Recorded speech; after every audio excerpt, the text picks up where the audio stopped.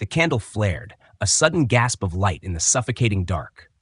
The wick spat sparks, a hiss like a serpent, before settling into its steady tremble. Its glow slid across rough stone, uneven timber, and the pale skin of a child's face half buried in a woolen cloak. The air was thick with the mingled smells of smoke, damp rushes strewn across the floor, and the sourness of unwashed linen. Outside, the village lay under a shroud of silence, the only sound the soft whine of the wind against shutters. Yet here, inside these walls, the night was only beginning its ritual of division. For in these forgotten centuries, before the invention of unbroken nights, humanity surrendered not to one long sleep, but to two. The first slumber was deep, restorative, carrying bodies down into its slow tide. But as the candle's flame rose, so too did those who were bound by the rhythm of segmented night. Men stirred from straw pallets, backs creaking from toil in the fields. Women wrapped shawls about their shoulders, breath silver in the cold. Children, still heavy with dreams, murmured as they turned, sensing the shift of the house around them. The silence of this hour was not absence, but presence. A veil stretched thin, trembling with whispers, prayers, and the creak of boards beneath bare feet. The hearth, once a roaring sentinel, was now a mound of embers, their glow muted and red as if bloodied coals had sunk into ash. A mother bent low, coaxing them with breath, her fingers smudged black as sparks answered her call. The flame licked upward, crackling like a hushed conversation, and shadows leapt across the room. Beside her, her husband sharpened a knife with slow, deliberate strokes, the scrape of steel on stone marking time like a drumbeat.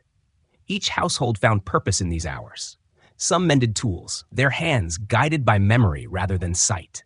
Others rose for prayer, kneeling on splintered boards, whispering into the darkness with voices that wavered between fear and faith. This was the vigil of the common soul, the space between first and second sleep, where mortality felt most exposed. And always, there was confession. Not the public kind that rang from pulpits, but the private reckoning whispered into shadow. A man knelt before a crude wooden cross nailed into the wall, its surface blackened with soot. His lips moved, soundless, as he recited debts owed and sins unspoken. In the stillness, he believed God's ear was nearer, the veil between heaven and earth thinner. His wife, wrapped in her cloak, watched from her pallet, her eyes glinting with both suspicion and sorrow. This hour, carved from the belly of the night, revealed truths daylight could not. Murmurs of betrayal, of guilt, of hope yet unfulfilled, all drifted into the smoke curling toward the rafters. Beyond the cottage, the night itself seemed awake. The forest pressed close, its branches groaning beneath frost. Somewhere, an owl shrieked, its cry cutting the silence like a blade. Dogs in the yard stirred uneasily, hackles raised at things unseen. The village was not lifeless but suspended, each sound sharpened by the absence of others. Lanterns glowed faintly in windows across the square, pinpricks of resistance against the darkness. Neighbors might cross thresholds in these hours. Cloaks wrapped tight, voices hushed as they exchanged gossip or charms. It was said that sicknesses were confessed in this liminal span, cures whispered by candlelight, deals struck while the world beyond slept. Yet not all pursuits were solemn. For some, the divided night was sanctuary. Lovers found each other in the quiet, bodies entwined in stolen hours where no master or priest could judge. The rustle of straw, the faint catch of breath, the press of hand to hand, these were oaths sworn in silence, stronger than words. Their passion was fragile but fierce, the darkness itself a veil shielding their vows. When the second sleep came, it swallowed these moments, tucking them into dreams where memory and longing tangled together. By dawn, they would rise as obedient servants again. But for now, freedom existed in the space between. The candle burned low, its wax spilling like slow tears down the iron sconce. Each drop struck the wooden table with a quiet thud, marking the passing of moments. A child stirred, eyes fluttering open. He whispered of a dream, a door opening into light, before turning once more into his blanket. The mother's heart ached at the innocence of it, for she knew doors more often closed than opened, and light was a gift rarely seen in its fullness. Yet she, too, leaned into the promise of the second sleep, a deeper descent where bodies found their true rest. This rhythm of two sleeps was not an accident, nor a flaw. It was nature itself, a pattern as old as the soil underfoot. The body yielded to the first slumber, then rose for this midnight interlude before sinking again into the second. The pause was not emptiness but fullness, a time for reflection, intimacy, reckoning, and prayer. A night lived twice, divided like bread shared among the hungry. And yet, it was fragile, always at risk of vanishing. The world beyond was changing. In towns where bells told the hours with increasing authority, in cities where candles burned longer and longer, in courts where industry demanded more, this ancient rhythm began to fray. But here in this small chamber, the ritual endured. The man laid down his sharpened knife, his hand resting on the worn hilt. The woman pulled her shawl close, her eyes heavy now, lids sinking under their weight.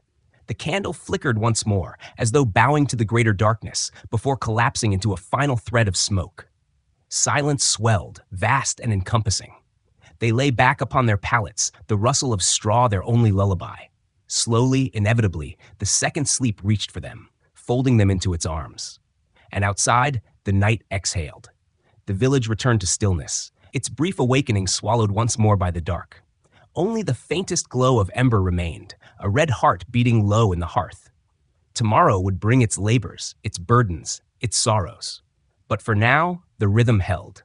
2 sleeps, divided yet whole, the forgotten ritual of a world that lived by shadows and silence. As the frost deepened and the stars turned above, the night itself seemed to whisper that this was not the end, that there was more yet to lose, more yet to change. For dawn was coming, and with it, the light that would slowly strangle the old ways, leaving behind only echoes of when night fell twice. The bell tolled, heavy and unrelenting, each strike reverberating through stone like the heartbeat of the night itself. The cloister shuddered with its sound, carrying through narrow corridors where the air hung cold and damp, laced with the scent of wax and smoke. In their cells, the brothers stirred. Straw rustled, feet found the flagstones, and the scrape of wood against stone marked doors opening into the darkness. Bare soles kissed the floor, rough with centuries of wear, as figures cloaked in wool and shadow emerged one by one, drawn by the summons that had divided the night since memory began. They moved as if part of a single body, cowls pulled low, their breaths clouds in the chill. The monastery's silence was thick, broken only by the shuffle of sandaled feet and the muted cough of lungs worn thin by winter. Their path wound through cloisters where frost clung like a veil, silvering the arches, the garden below a black pit of earth and bone. They walked into the nave, the vastness of it swelling around them, shadows rising up into vaults unseen. The air smelled of stone and oil, tinged with the bitter sweetness of incense. A single candle flickered on the altar, its flame bending as though in prayer. The vigil was not interruption, but offering. For the world beyond slept, yet here, in these hours between, the soul was most exposed, most tender, most desperate for its reckoning. They knelt, wood creaking beneath them, and voices rose, low and tremulous at first, then woven together into chant. The words were ancient, syllables chiseled by tongues long turned to dust, but they lingered still, rising like smoke into the rafters. Each note clung to the cold air, trembling like fragile glass. Their hands clutched rosaries, beads worn smooth by 1,000 midnights, their prayers echoing off the stones like drops of water in a cavern. One brother faltered, his voice breaking into coughs that shook his bent frame. The sound was raw, reminding them of mortality, of the thinness of flesh against the weight of eternity. Yet he lifted his voice again, defiant, cracked but unwavering, as though the chant itself could keep death at bay. In the dim light, faces looked older, carved in shadow, eyes hollow with devotion and exhaustion. They sang not for beauty, but for survival of the soul. For the bell demanded obedience, and obedience was the bridge across the abyss of night. The hour between sleeps was long, a slow unraveling. The candle burned low, wax dripping down its shaft in molten rivulets, each bead a measure of time lost. Outside, frost crept across windows like spreading veins, and the garden lay silent beneath its burden of snow. Somewhere in the dark, a raven stirred, its wings brushing against the cold air, its cry swallowed by the distance. Within, the monks swayed with the rhythm of chant, as if their voices alone held the darkness back. When at last the psalms ended, silence swelled once more, thick as wool. The brothers lingered, eyes heavy, foreheads pressed against clasped hands, each man alone within his devotion. Then, as one, they rose and departed, their steps echoing down the long corridor. Doors closed, Straw rustled, cloaks wrapped tight, and the monastery exhaled. The vigil had passed. The second sleep awaited, deep and heavy, pulling them down into the shadowed waters of rest. Yet even as they surrendered to slumber, the echoes of chant lingered, threads woven into dreams. The body would rise at dawn to labor, but the soul had already been stretched thin by the sacred hour. Between sleep and waking, between shadow and light, the monks kept the old rhythm alive. For theirs was a world where darkness itself was divided, and where faith demanded not only the day, but the very heart of the night. And as the bell stilled in its tower, looming against the frost-bitten sky, the question remained, how long could this rhythm endure before the march of time, of cities, of unbroken hours, swept it into silence forever? The embers sighed beneath their blanket of ash, dim as the dying heart of a beast. A woman bent low, breath ghosting in the chill, coaxing fire back to life with patient hands. Sparks flickered, reluctant at first, then flared into orange veins that licked the soot-black pot above. The air filled with the earthy tang of smoke and the faint sweetness of bread left cooling too long. The timbered walls creaked as the wind pressed against them, and the thatch above wept fine threads of frost into the room. Beyond the door, the village slept, yet inside the cottage, the hour between was stirring to its quiet rituals. A man rose from the pallet, his back stiff from labor in the Lord's fields, the scars of toil etched deep in his hands. He pulled a woolen cloak across his shoulders, the smell of sweat and damp clinging to its fibers. On the straw bed behind him, children turned in restless dreams, their cheeks flushed by the warmth of the hearth. The silence of this hour was thick, but it was never empty.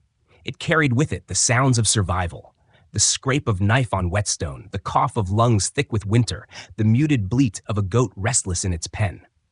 Each noise was a reminder that life, though fragile, clung fiercely to its rhythms. This was no wasted time. The villagers claimed it as their own, a span carved out by night itself.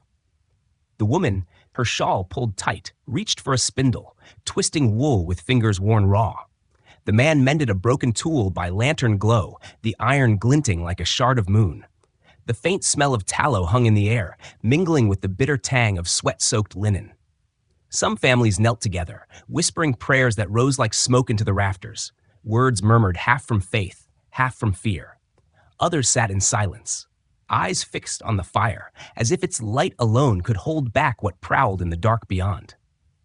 And there was always the matter of neighbors.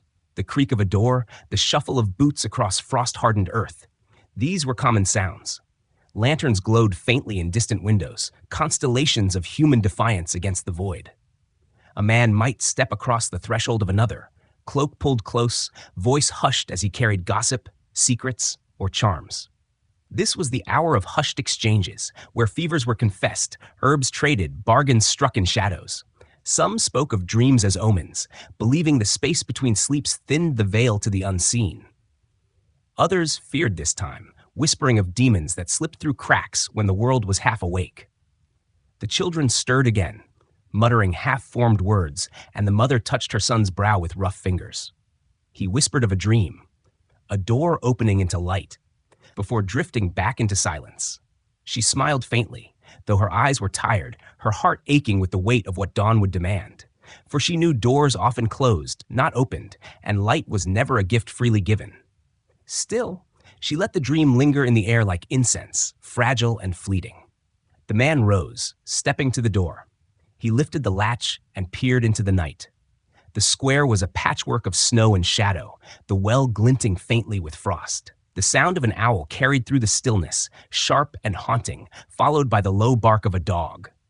He pulled the cloak tighter around him, breath clouding in the frozen air, and for a moment the silence pressed so heavily it felt like a weight upon his chest.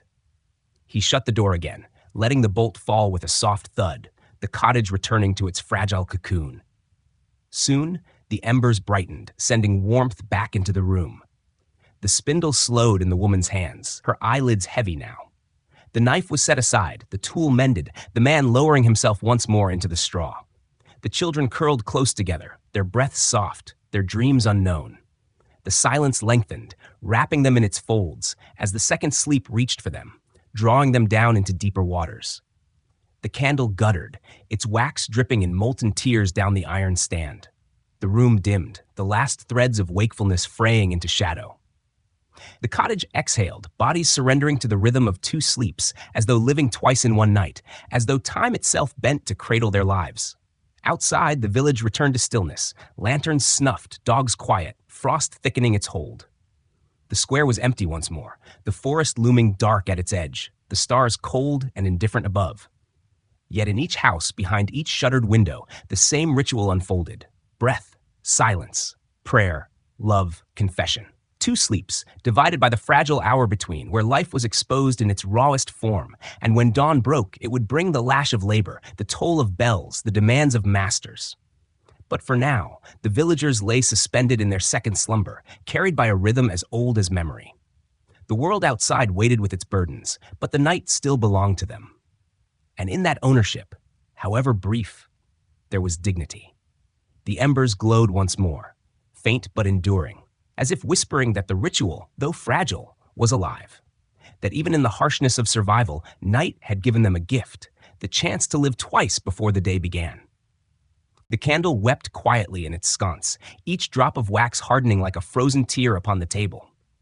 Its flame quivered in the draft that slipped through cracks in the timber, stretching shadows long and restless across the narrow chamber. The air was sour with tallow smoke, with the damp scent of earth and old wood, and with the sharp tang of sweat rising from garments never washed enough. A rosary lay waiting, beads worn smooth by 1,000 restless fingers, its wooden cross blackened by smoke and by touch. In the stillness, a man knelt, his knees pressed into the uneven boards, his forehead nearly touching the cold wall. His lips moved soundlessly, shaping words of guilt and fear into the listening dark. Behind him, his wife stirred upon the straw pallet, her face turned toward him, though her eyes remained closed. Her hands were folded at her breast, fingers laced as though she, too, prayed in her sleep. The lines of care etched her brow even in slumber, shadows of worry carved deep by years of hunger and toil. She did not speak, but the rhythm of her breath seemed to question his muttering, seemed to weigh the secrets he unburdened to the silent chamber. He spoke of debts left unpaid, of oaths broken in ale-soaked nights, of glances exchanged in the wrong company. Each word seemed to fall heavier than the last, as though the candle itself bent lower beneath their weight. The hour between sleeps was cruel in its honesty.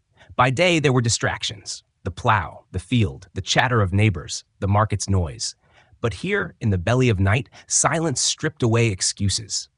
He saw himself as he was, a man of flesh, of weakness, of guilt. His voice cracked, whispering to the rosary as though the beads themselves could absolve him. He clutched it tight, pressing wood into his palms until it left marks like wounds, until pain reminded him he still had a body to offer for penance. Outside, the world was frozen, the branches moaned with wind, and an owl's cry split the silence like a warning. He thought of the priest, of the confessional, of the judgment that awaited in daylight. But here, no priest listened. Only God, only shadows, only the woman whose silence seemed heavier than words. He dared not look at her, for in her stillness he feared she understood all. The candle bent, its flame guttering as wax slid down in trembling rivulets. His words faltered, and in the sudden hush he heard only his own heart, pounding as though it wished to break from his chest. At last, he let the rosary fall, beads clattering like bones across the table. He rose slowly, shoulders stooped, and lowered himself beside her once more. She did not stir, though her breath quickened faintly, and for a moment he wondered if she had heard it all, if she had carried his confessions into her sleep. He turned his face away, eyes heavy, and surrendered to the second sleep, its embrace as deep and dark as burial. The chamber exhaled. The candle guttered once, then surrendered, smoke curling like a spirit into the rafters. Shadows closed in around them, erasing walls, erasing distinctions between guilt and innocence. Only silence remained, vast and unbroken, wrapping them in its folds. And as the second sleep descended like a tide, it carried their burdens into dreams, where forgiveness and fear tangled together in ways neither waking nor prayer could resolve. Outside, the village lay still, but within, the fragile ritual endured. For every house carried its own confessions, its own weight, its own whispered pleas to the darkness. The night divided, and in that division the soul found no escape. Only the fragile mercy of a second slumber, waiting to receive it. The shutter creaked in the wind, letting in a thin ribbon of moonlight that cut across the chamber like a blade. The straw mattress whispered as bodies shifted, stirring in the silence that lived between sleeps. He lay on his back, breath heavy from the labor of the day, his chest rising and falling beneath a coarse tunic that smelled of earth and sweat. She turned toward him, her hair unbound, spilling over her shoulders like a dark river in the dim light. Their hands found each other beneath the rough woolen blanket, fingers brushing hesitantly at first, then entwining with a desperate certainty. This was their hour, stolen from the dominion of lords and priests, carved from the belly of night itself. No eyes could see them here, no commands could chain them. The silence beyond their chamber was absolute, broken only by the distant bark of a dog or the moan of the wind through skeletal branches. Within, each heartbeat was magnified, each sigh a vow sworn in secret. Their world shrank to the rhythm of breath and touch, to the warmth of skin pressed against cold air. Love, in the daylight, was a duty whispered behind veils and betrothal contracts. But love in this hour was rebellion, fierce and unyielding. The chamber smelled of hay, of tallow smoke, of the musk of wool cloaks damp from frost. She pressed her forehead to his, her whisper feathering against his ear. He closed his eyes, as though by shutting out the world he could hold this moment longer, as though second sleep would never come. He thought of dawn, of the Lord's fields waiting, of the endless weight of obedience. But here, in this narrow chamber, time bent, softened, slowed. Her laughter, muted, fragile, quickly stifled, rose like incense, sweeter than any prayer he had ever uttered. For a fleeting breath, it felt as if the darkness itself guarded them, conspiring to preserve what daylight would condemn. The candle at their side guttered, flame stretching thin, its wax dripping in molten tears down the iron sconce. Shadows danced across the beams above, long fingers that seemed to trace their bodies, blessing and threatening in equal measure. Their whispers tangled with the crackle of dying embers, a fragile harmony that no chronicler would ever write down, yet more enduring than treaties or decrees. When they drew apart, breathless, their hands still clung, unwilling to break the fragile thread that bound them. Soon the second sleep would claim them, as it always did. Their bodies would sink into stillness, their breaths falling into rhythm, their secret hour sealed beneath the weight of dreams.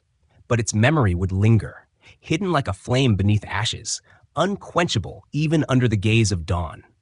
For though they would rise tomorrow as dutiful serfs, obedient, bowed, voiceless, tonight they had lived as more.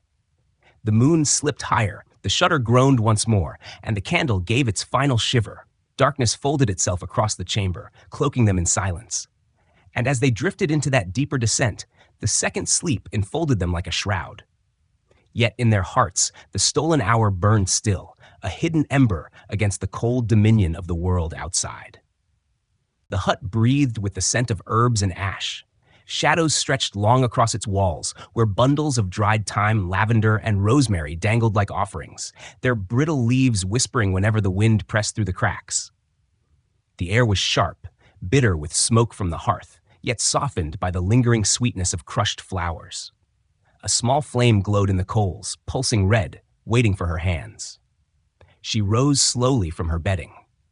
Joints stiff from years, her woolen shift heavy with the night's chill. The first sleep had released her, as it always did, but she did not curse the waking.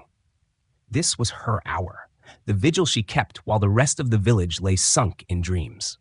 She moved across the floor with bare, silent feet, her shadow bending across shelves lined with earthen pots and glass vials clouded with age. Her hands, though gnarled, still held the steadiness of purpose. She stirred the coals until flame licked upward, feeding on the twigs she laid across it, and placed a small pot above the fire. Soon the air thickened with steam, carrying the green fragrance of roots she had gathered in the dying light of yesterday. She ground others with her pestle, the sound rhythmic, echoing like a drumbeat that measured time in the belly of night. Smoke rose, curling into the rafters like unspoken prayers. She listened, always listened. In these hours, knocks came sudden and urgent. Fever did not wait for sunrise, nor did the cries of infants or the wounds of men broken in quarrels. Tonight was still, but she knew stillness rarely lasted. Her ears strained past the crackle of fire, past the hiss of boiling water, past the whisper of drying herbs. The night pressed close, and in it she heard things most would ignore. The shifting of wind through bare branches, the cry of some unseen bird, the faint scrape of feet against frozen earth. The healer lived where others would not dare linger, balanced between the silence of sleep and the demands of the waking world. The villagers both feared and sought her. They called her wise woman, witch, saint, depending on what they needed. Some muttered curses when they passed her threshold by day, crossing themselves quickly, as though her gaze alone might bring misfortune. Yet at night, when sickness struck or when pain made men desperate, they came. Cloaks pulled tight, lanterns guttering in the wind, voices trembling as they knocked. Tonight, she imagined the shape of such a visitor, a man with fear in his eyes and a child pressed against his chest, a mother hollow with grief, pleading for herbs to quiet her baby's burning fever.